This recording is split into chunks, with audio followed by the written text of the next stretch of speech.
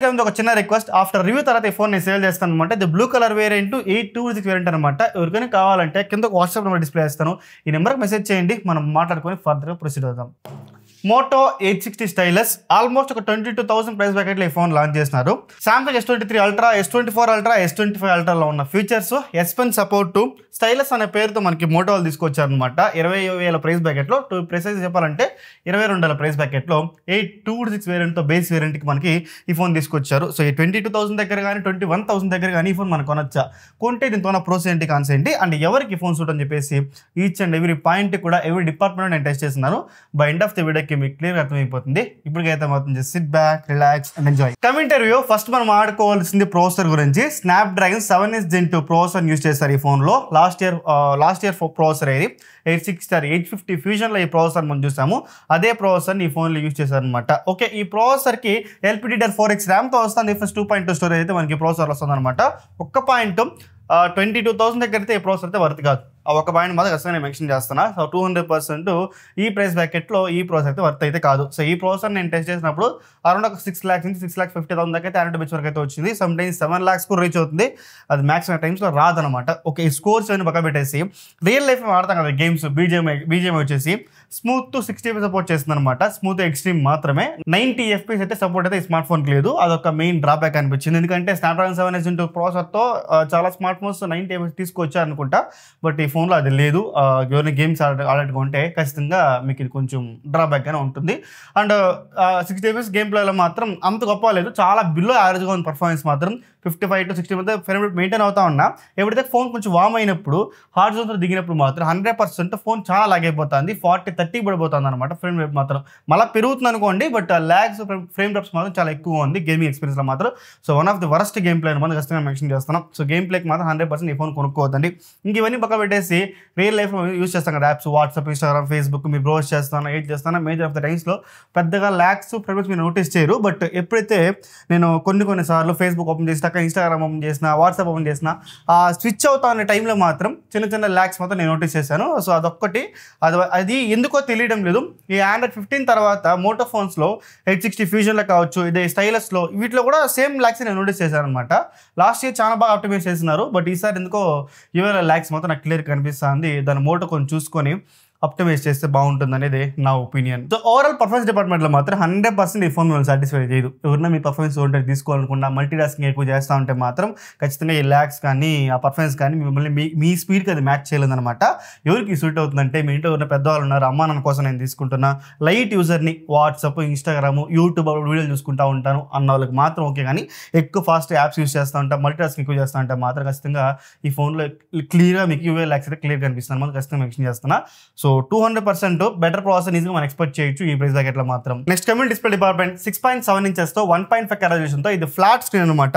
Moto దగ్గర నుంచి expect చేసేది ఇదే. ఎందుకంటే 860 Pro రేపు లాంచ్ అవబోతుంది, రేపు మధ్యాహ్నం 12 గంటలకి, April 30th. అండ్ 860 ఫ్యూజన్లో సేమ్ రెండు స్మార్ట్ ఫోన్స్లో కూడా quad curved, all curve display ఇచ్చారు. వరస్ట్ డిస్ప్లేస్ అవి నన్ను అడిగితే మాత్రం. ఎందుకంటే ఉబ్బిపోయి ఉంటుంది డిస్ప్లే, ఒక బబుల్లా ఉబ్బిపోయి ఉంటుంది. కింద పడితే ఫస్ట్ డిస్ప్లే ఎరిగిపోతుంది. డిస్ప్లే కాస్ట్ కూడా చాలా ఎక్కువ ఉంటుంది. సో ఫ్లాట్ స్క్రీన్స్ ఇస్తే బాగుంటుందని నా ఒపీనియన్. సో ఇది మాత్రం ఫ్లాట్ స్క్రీన్తో వస్తుంది కాబట్టి దానికి డిస్ప్లే క్వాలిటీ కానీ, బ్రైట్నెస్ కానీ, ఇండోర్లో యూస్ చేస్తాను, అవుట్డోర్లో యూస్ చేస్తాను, కలర్స్ కానీ, షార్ప్నెస్ కానీ, ఎవ్రీథింగ్ కూడా పర్ఫెక్ట్. ఎక్కడ మేజర్ ఆఫ్ ద టైమ్స్లో మీకు ప్రాబ్లం ఈ డిస్ప్లేలో మేజర్గా నాకు కొంగ పెట్టడానికి ఒక్క రీజన్ కూడా నాకు దొరకలేదు. ఓకేనా, బెజల్స్ కూడా చాలా థిన్గా ఉంది when compare to previous generation. Moto 850 Neo ఏదో అనుకుంటాం, దాంతో కంపేర్ చేసుకుంటే కూడా బెజల్స్ కూడా చాలా థిన్గా అయితే వచ్చింది. సో డిస్ప్లే డిపార్ట్మెంట్లో మాత్రం నేను డిస్ప్లేకే in display fingerprint scan provide చేస్తున్నాను అనమాట. మేజర్ ఆఫ్ ద టైమ్స్లో ఎటువంటి ప్రాబ్లం లేకుండా అన్లాక్ అవుతుంది. సో మోస్ట్ ఎక్కువ అన్లాక్ అవుతుంది, చాలా ఫాస్ట్గా కూడా అన్లాక్ అవుతుంది. సో ఎటువంటి ప్రాబ్లం లేకుండా. సో డిస్ప్లే డిపార్ట్మెంట్లో కానీ, ఫింగర్ ప్రింట్ స్కానర్ పరంగా కానీ ఎటువంటి కంప్లైంట్స్ అయితే మనం లేని చెప్పుకోవచ్చు. Coming to speakers, dual speakers అయితే ఇచ్చిన అనమాట ఈ స్మార్ట్ ఫోన్లో. డాల్బీ అట్మాస్ సపోర్ట్ చేస్తుంది. స్పీకర్స్ క్వాలిటీ కూడా ఎక్సలెంట్గా ఉంది. ఆ క్లారిటీలో కానీ నేను 860 ఫ్యూజన్లో క్లారిటీ అన్నీ బాగుంది. ఆ బేస్ థంప్ మిస్ అవుతాను, 860 Proలో అది మిస్ అవుతాను చెప్పినా కదా. దీంతో మాత్రం ఆ క్లారిటీ కానీ, ఆ థంప్ కానీ ఎవ్రీథింగ్ కూడా పర్ఫెక్ట్గా ఉంది. ఆడియో క్వాలిటీ కూడా ఎక్సలెంట్గా ఉంది అన్డౌటెడ్లీ. అండ్ స్పీకర్ గురించి మాట్లాడేటప్పుడే 2 more పాయింట్స్ నేను మెన్షన్ చేయాలనుకుంటున్నా. ఒక పాయింట్ ఏం తెలిసిన, దీంతో 3.5 హెడ్ ఫోన్ జాక్ వస్తుంది ఒక పాయింట్. అది చాలా మంచి విషయము. వైప్ అవుట్ అయిపోతుంది మార్కెట్లో. బట్ దీన్ని తెచ్చారనమాట. మోస్ట్లీ వాళ్ళు ఈ ఫోన్ ఇండియా కోసం డిజైన్ చేయలేదు, యూరోప్కో యూఎస్ఓకో డిజైన్ చేశారు కాబట్టి ఈ 3.5 ఫోన్ తీసుకొచ్చారు మాత్రం నాకైతే క్లియర్గా అర్థమవుతుంది. ఇంక ఇది కాకుండా ఈ ఫోన్కి ఎల్డాక్ సపోర్ట్ ఉందన్నమాట, సారీ ఎల్జీ సపోర్ట్ ఉంది. నేను యాపిల్ మ్యూజిక్ పెట్టుకున్నప్పుడు కూడా దానికి ఆడియో క్వాలిటీ కూడా ఎక్సలెంట్గా ఉంది. సో ఎటువంటి ప్రాబ్లం లేకుండా. సో ఆడియో లవర్స్ కోసం 100% ఈ ఫోన్ మీరు సజెస్ట్ చేస్తా. Coming camera department, 50 megapixel main camera with optical image stabilisation and 13 megapixel ultra wide angle camera and 32 megapixel selfie కెమెరాతో ఈ స్మార్ట్ ఫోన్ వస్తుందన్నమాట.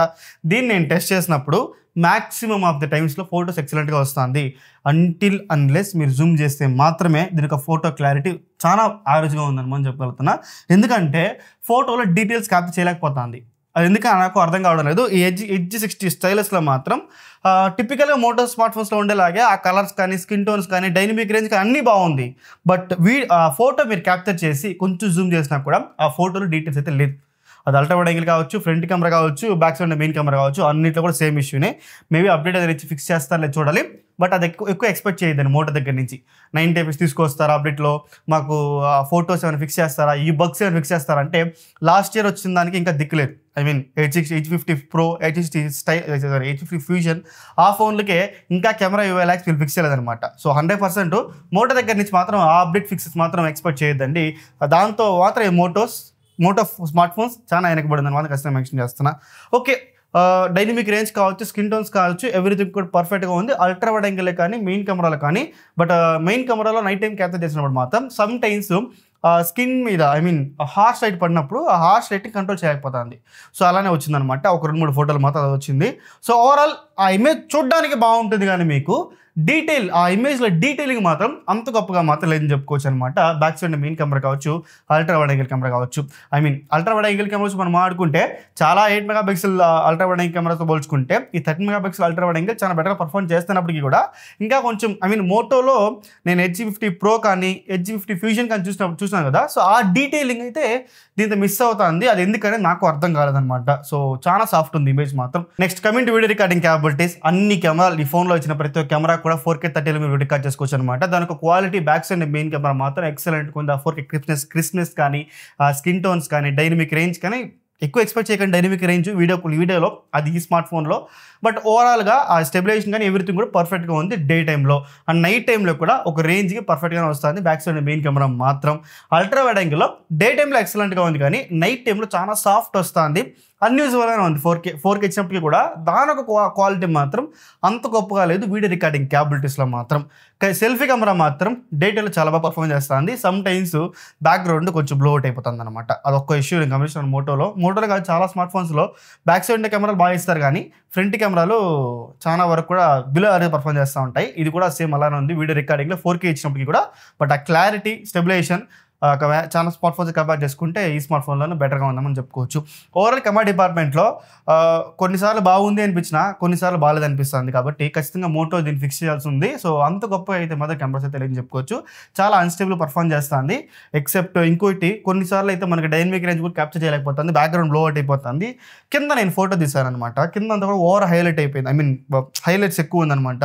దానికి కూడా కంట్రోల్ చేయలేకపోతాను. సమ్ టైమ్స్ ఒక 10 ఫోటోలు తీస్తే ఒక 6 ఫోటోలు బాగా వస్తుందేమో, మిగతా 4 ఫోటోలు అయితే మీకు ఖచ్చితంగా హైలైట్స్లో కానీ షాడోస్లో కానీ స్కిన్ టోన్స్లో కానీ పోతుంది ఈ స్మార్ట్ ఫోన్లో కూడా.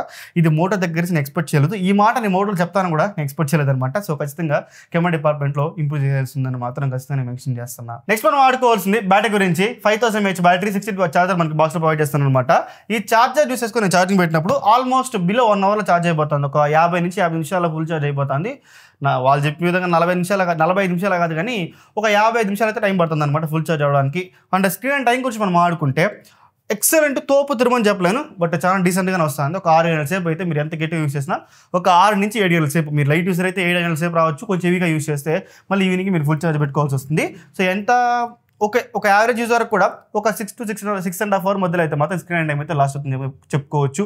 సో ఓవరాల్ బ్యాటరీ డిపార్ట్మెంట్ కూడా మిమ్మల్ని సాటిస్ఫై చేసినప్పటికీ కూడా బట్ ట్రెండ్ తగిన విధంగా 5500 కానీ 6000 mAh కానీ ఇలాంటి ఎంఏహెచ్లు ఈ ఫోన్లో లేదు. ఆ ఒక్క పాయింట్ మాత్రం మీరు మైండ్లో పెట్టుకోండి. బట్ ఆప్టిమైజేషన్ బాగానే చేస్తున్నారు. ఇంకొంచెం బెటర్ బ్యాటరీ లైఫ్ ఇచ్చింటే బాగుండు అనేది నా opinion. And one more point ఏంటంటే దీనికి వైర్లెస్ ఛార్జింగ్ సపోర్ట్ చేస్తుంది అనమాట. 15 వాట్ వైర్లెస్ ఛార్జింగ్. మీ దగ్గర ఏమైనా కార్లో మీరు యూస్ చేస్తా ఉన్న కార్లో ఉంటుంది కదా వైర్లెస్ ఛార్జింగ్ కానీ, సో అలాంటి వాటిలో మీరు పెట్టుకోవచ్చు. 15 వాట్ పెద్ద యూస్లెస్ ఇచ్చారు, మంచి విషయం. అది 20,000 ప్రైస్ బ్యాకెట్లో వైర్లెస్ ఛార్జింగ్ ఇవ్వడం మాత్రం ఖచ్చితంగా ఒక వెల్కమ్ మూవ్ అని మాత్రం ఖచ్చితంగా మెన్షన్ చేయొచ్చు. Cement build quality and design చుట్టూ కూడా ఇది మనకి పాలికార్బన్ ఫ్రేమ్ అనమాట. ప్లాస్టిక్ ఫ్రేమ్తో వస్తుంది. బ్యాక్ సైడ్ వేగన్ లెదర్ ఫినిష్తో వస్తుంది. మోటో స్మార్ట్ ఫోన్స్ కొంచెం ఆలోచించండి, వేగన్ లెదర్ ఫినిష్కే కాదు ప్లాస్టిక్ బ్యాక్ ఇచ్చినా కూడా ఓకే. మాకు కొన్ని వేరియన్స్ అలా తీసుకోవాలంటే అన్ని వేగన్ లెదర్ అవసరం లేదు. ఎందుకంటే నేను మోటో H60 ఫ్యూజన్ రివ్యూ చేసినాను. అది కొంచెం లైట్ గ్రీన్ కలర్. 4 రోజులకే అది కార్నర్స్లో బ్లాక్ అయిపోయింది. మీరు బ్యాక్ కేసు ఎవరు, ఇది బ్లాక్ అయిపోతుంది. ఓకే ఇది ఎంతతోనే అంటే లేదు, 1 year వాడే కొద్దికే ఈ బ్యాక్ సైడ్ లెదర్ ఎవరైనా నీళ్లు పడినా ఇంకేమైనా అయినా కూడా మీరు పౌచ్ యూస్ చేయకుండా వాడుతూ ఉంటే మాత్రం ఈ లెదర్ చాలా పీల్ ఆఫ్ అయిపోతుంది. చాలా మంది ట్విట్టర్లో కూడా యూజర్స్ రిపోర్ట్ చేస్తున్నారు అనమాట. Please listen to us. కొన్ని వేరియంట్స్ అయితే మాత్రం గ్లాస్ బ్యాక్తో కానీ ప్లాస్టిక్ బ్యాక్తో కానీ తీసుకొని వస్తే బాగుంటుంది అనేది నా ఒపీనియన్. అండ్ ఈ ఫోన్ మనకి IP68 రేటింగ్తో వస్తుంది. ఫస్ట్ ఒక్క మెయిన్ థింగ్ ఏం తెలిసిన ఈ ఫోన్ హైలైట్ అవ్వడానికి రీజను స్టైలస్. సో ఈ స్టైలస్తో మనం ఏం చేసి తెలిసిన, ఈ స్టైలస్ మీరు ఫోన్ నుంచి తీసిన వెంటనే మీకు కొన్ని ఆప్షన్స్ అయితే ఇక్కడ రైట్ సైడ్ ఒక పెన్ సింబల్ పెట్టి చూపిస్తుంది అనమాట. ఒక 5 ఆప్షన్ అయితే వస్తుంది. ఫస్ట్ మీరు నోట్ చేసుకోవచ్చు అనమాట. టక్కని స్టైలస్ టక్కని తీసి ఏదైనా మీరు నోట్ చేసుకోవాలనుకుంటే టక్కని నోట్ చేసుకోవచ్చు ఏది కావాలనుకున్నా. అది కాకుండా మళ్ళీ స్కెచ్ ఏదైనా మీరు బొమ్మ గీయాలనుకున్నా ఏది గీయాలనుకున్నా హ్యాండ్లో చేస్తే అంత ప్రెజర్గా ఉండదు కాబట్టి ఈ స్టైలస్ యూస్ చేసుకొని మీరు చేయొచ్చు అనమాట. ఇంకొకటి హ్యాండ్ క్యాలిక్యులేటర్ 2+2 అని కొడితే ఆటోమేటిక్గా అదే జనరేట్ చేసి చూపించేస్తుంది. అదొకటి. ఇంకోటి స్క్రీన్ షాట్ తీసుకోవచ్చు. ఈ స్టైల్ వస్తేనే మనం స్క్రీన్ షాట్ తీసుకోవచ్చు. ఆ స్క్రీన్ షాట్ కూడా ఏ ఫామ్లో ఉండాలి, సర్కిల్ ఫామ్లో ఉండాలన్నా మీకు డిఫరెంట్ షేప్లో కావాలంటే కూడా ఈ స్టైలస్ యూస్ చేసుకుని చేసుకోవచ్చు అనమాట. అండ్ వన్ మోర్ ఆప్షన్ ఏంటంటే స్కెచ్ టు ఇమేజ్. మీరు ఏదైనా ఒక బొమ్మ డ్రా చేసినారు, దాన్ని బట్టి ఒక ఇమేజ్ జనరేట్ చేస్తుంది త్రూ AI అనమాట. సో ఇలాంటి కొన్ని ఉంది, ఇంకా కొన్ని ఉన్నాయి దీంతోనే. ఆల్మోస్ట్ సామ్సంగ్ ఫోన్స్లో ఏదైతే మనం చూస్తామో స్టైలస్లో అవన్నీ కూడా ఈ ఫోన్లో మనం చేసుకోవచ్చు. ఆల్మోస్ట్ అన్ని చెప్పడం, ఎందుకంటే సామ్సంగ్ S23 అల్ట్రా కావచ్చు, S24 అల్ట్రా కావచ్చు, బ్లూటూత్ సపోర్ట్ ఉంది అనమాట. వీటికి మన దాన్ని యూస్ చేసుకొని మనం ఇమేజ్ క్యాప్చర్ చేసుకోవచ్చు, చాలా విషయాలు చేసుకోవచ్చు దాన్ని యూస్ చేసి. దీనికి ఆ బ్లూటూత్ సపోర్ట్ అయితే లేదు. ఆ ఒక పాయింట్ మైండ్లో పెట్టుకోండి. జస్ట్ స్టైలస్ అంతే.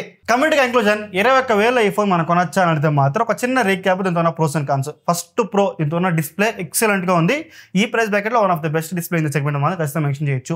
అండ్ పాయింట్ నెంబర్ 2, స్పీకర్స్ దాని కూడా టాప్ నాచ్గా ఉంది. దీని దగ్గర కూడా ఏ స్మార్ట్ ఫోన్ రాదు దీనికి స్పీకర్స్ క్వాలిటీలో మాత్రం. Next point number 3, stylus. ఈ ప్రైస్ బ్రాకెట్లో దీన్ని ఇంప్లిమెంట్ చేయడం కూడా ఖచ్చితంగా ఒక ప్రో కింద అయితే మనం మెన్షన్ చేయొచ్చు. And point number 4, 3.5 head phone Jack. ఇది ఇవ్వడం కూడా నాకు ఖచ్చితంగా ఒక ప్రో కింద మెన్షన్ చేయాలనిపిస్తుంది. మీ ఒపీనియన్ కూడా ఖచ్చితంగా కమెంట్ చేయండి. దీన్ని మళ్ళీ బ్యాక్ తీసుకురావడం వెనక ఉన్న స్ట్రాటజీ ఏంటనేది మాత్రం. ఇది కాకుండా 15 వాట్ వైర్లెస్ ఛార్జింగ్ మనకి దీంతో ప్రొవైడ్ చేయడం కూడా ఒక ప్రో కింద అయితే నాకు అనిపించింది. దాన్ని తీసుకురావడం ఒక వెల్కమ్ ఈ ప్రైస్ బ్రాకెట్లో. And final point, IP68 rating కూడా ఒక మన ప్రో కింద కన్సిడర్ చేయొచ్చు ఈ స్మార్ట్ ఫోన్లో. సో ఇవే నాకు అనిపించిన pros. And coming to con section, first మనం ఆడుకోవాల్సింది స్నాప్డ్రాగన్ 7Gen2 ప్రాసెసర్. ఖచ్చితంగా ఈ ప్రైస్ బ్రాకెట్లో ఈ ప్రాసెసర్ అండ్ ఈ ప్రాసెసర్ వీళ్ళు ఆప్టిమైజ్ చేసిన విధానం కూడా నాకు నచ్చలేదు. UI ల్యాక్స్ కానీ ఇవన్నీ కూడా చాలా ఎక్కువ ఉంది. సో కాబట్టి ఖచ్చితంగా స్నాప్డ్రాగన్ 7Gen2 ప్రాసెసర్ని నేను కాన్ కింద కన్సిడర్ చేస్తాను పర్ఫార్మెన్స్ డిపార్ట్మెంట్లో. And point number 2, UFS 2.2 storage, దాన్ని కూడా కొంచెం రిమూవ్ చేసి UFS 3.1 కానీ UFS 4.0 కానీ వీళ్ళు మూవ్ అవుతే బెటర్ ఉంటుంది అని నా ఒపీనియన్. మన కాన్స్ కింద మెన్షన్ చేస్తేనే వీళ్ళు మారుతారు ఖచ్చితంగా. అందరూ యూట్యూబర్స్ కూడా దీన్ని చెప్పండి అనేది నా opinion. And point number 3 and 4, UI lakhs కావచ్చు అండ్ బ్లోటర్ కావచ్చు, ఖచ్చితంగా దీన్ని మెన్షన్ చేస్తున్నా. ఎందుకంటే UI ల్యాక్స్ చాలా ఎక్కువ ఉంది స్మార్ట్ ఫోన్లో. దీని ఎక్కువ ఉందంటే మరి అన్యూజువల్గా ఉందని చెప్పను, బట్ ఫ్రీక్వెంట్గా అది మీ కళ్ళకి కనిపిస్తూ ఉంటుంది. ఫోన్ యూస్ చేసేటప్పుడు మాత్రం కొన్నిసార్లు చాలా ఇరిటేట్ అవుతూ ఉంటుంది, అదొకటి. And point number 4, బ్లోటేర్. మోటో దగ్గర నుంచి ఈ బ్లోటర్ ఎక్స్పెక్ట్ చేయలేదు. ఖచ్చితంగా ఆ బ్లోటర్ రిమూవ్ చేస్తే బాగుంటుంది అనేది నా ఒపీనియన్. ఈ ఫోన్లో నా ప్రోస్ అండ్ కాన్స్ నాకు అనిపించింది ఏంటంటే 21,000 దగ్గర ఈ ఫోన్ మీరు కొనొచ్చు అంటే మాత్రం కొనొచ్చు అని చెప్తా, కొనకూడదు అని చెప్తా. ఎవరికంటే మీరు ఒక లైట్ యూజర్, ఒక మంచి మల్టీమీడియా ఎక్స్పీరియన్స్, ఒక మంచి డిస్ప్లేతో, మంచి స్పీకర్స్తో ఒక స్మార్ట్ ఫోన్ కావాలనుకుంటే మాత్రం 100% ఈ ఫోన్ మీరు చూస్ చేసుకోవచ్చు. బట్ ఎప్పుడైతే మీరు మల్టీ టాస్కింగ్ ఎక్కువ చేస్తారా, పర్ఫార్మెన్స్ ఓరియంటెడ్ మీకు కావాలనుకున్నా కూడా ఈ ఫోన్ మీకు వద్దు. ఓకేనా? అండ్ మీరు లైట్ యూజర్ అయితే మాత్రమే మీకు ఆ UI ల్యాక్స్ పెద్దగా మీకు కనిపించింది. కానీ మీరు హెవీగా యూస్ చేస్తారంటే ఆ UI ల్యాక్స్ కావచ్చు ఇవన్నీ కూడా కొంచెం ఎక్కువ ఉందన్నమాట.